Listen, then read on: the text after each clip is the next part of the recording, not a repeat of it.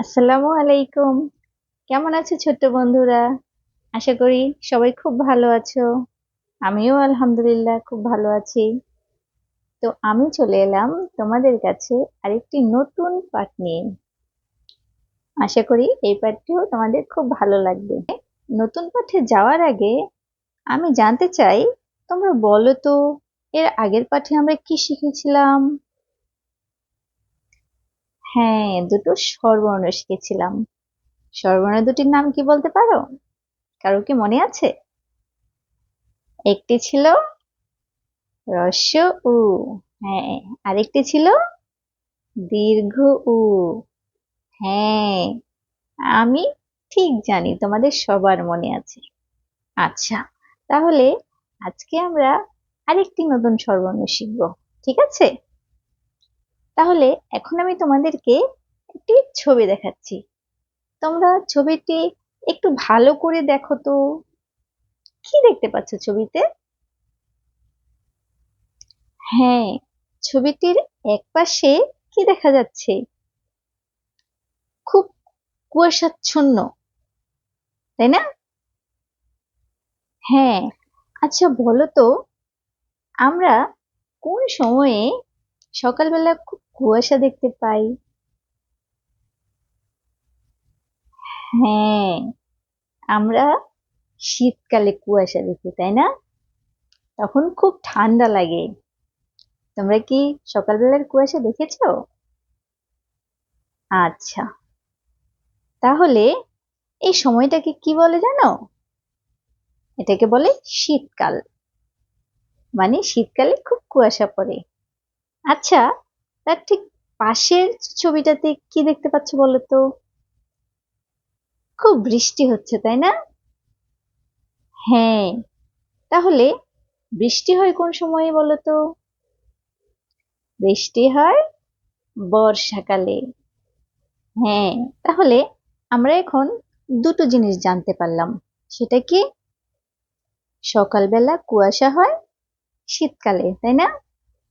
আর খুব বৃষ্টি হয় বর্ষাকালে।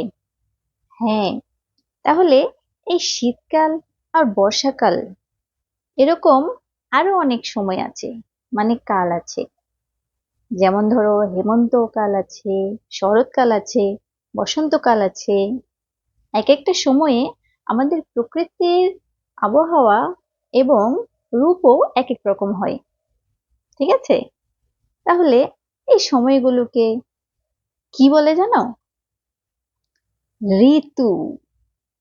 আমি আবার বলছি, এই শীতকাল, বর্ষাকাল, হেমন্তকাল, বর্ষাকাল এগুলোকে বলা হয় ঋতু। হ্যাঁ, তোমরা আমার সাথে সাথে একবার বলো তো, ঋতু। হ্যাঁ, আবার বলো, ঋতু। আচ্ছা, এখন আমি তোমাদেরকে আরেকটি ছবি দেখাচ্ছি। এই ছবিটি একটু মনোযোগ দিয়ে দেখো তো। ছবিটি কি দেখতে পাচ্ছ? হ্যাঁ, মনে হচ্ছে একটা লোক ধ্যান করছে, তাই না? আচ্ছা, তাহলে এভাবে যদি কেউ ধ্যান করে তাদেরকে কি বলে জানো? তাদেরকে বলে ঋষি। আমি আবার বলছি, তাদেরকে বলা হয় ঋষি। হ্যাঁ, তোমরা আমার সাথে সাথে বলো, আমি কি বলেছি? ঋষি। হ্যাঁ, তাহলে আগের ছবিটাতে আমি কি বলেছিলাম? ওই ছবিটিকে কি বলা হয়? ঋতু। আর এখন যে ছবিটি দেখালাম এটা কি? ঋষি। ওকে। আচ্ছা, তাহলে আমরা এই নাম দুটো এখন কয়েকবার বলবো। ঠিক আছে? তোমরা আমার সাথে সাথে বলো, ঋতু, ঋতু, ঋষি, ঋষি। আবার বলো, ঋতু, ঋতু, ঋষি, ঋষি। আরেকবার বলো, ঋতু, ঋতু, ঋষি, ঋষি।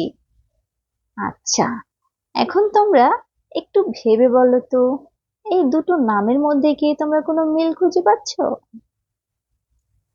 হ্যাঁ, ঠিক ধরেছ, দুটো নামের শুরুতেই রি রয়েছে, তাই না?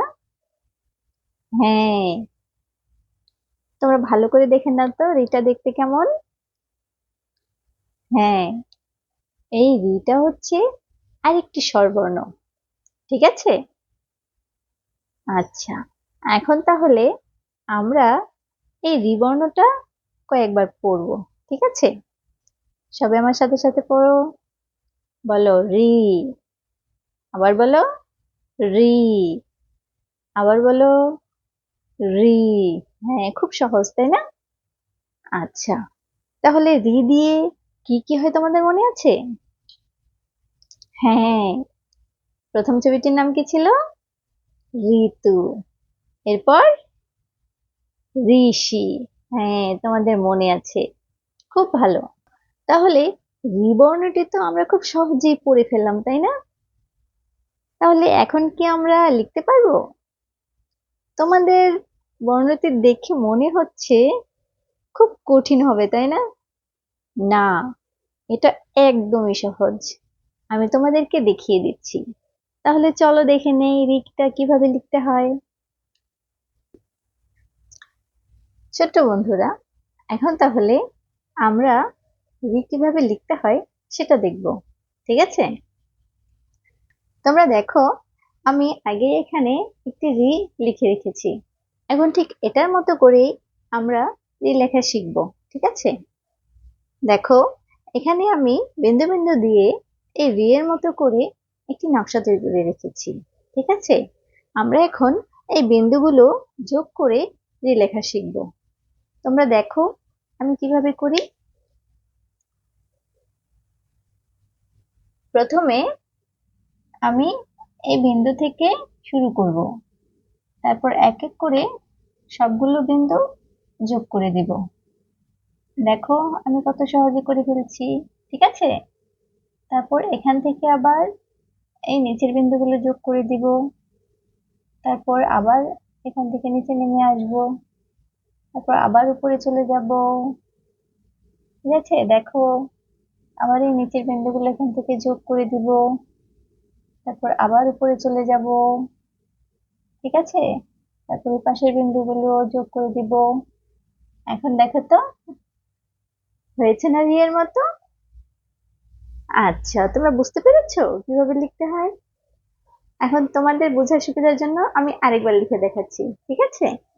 তোমরা ভালো করে দেখো, আমি এখান থেকে বিন্দুগুলো যোগ করা শুরু করলাম।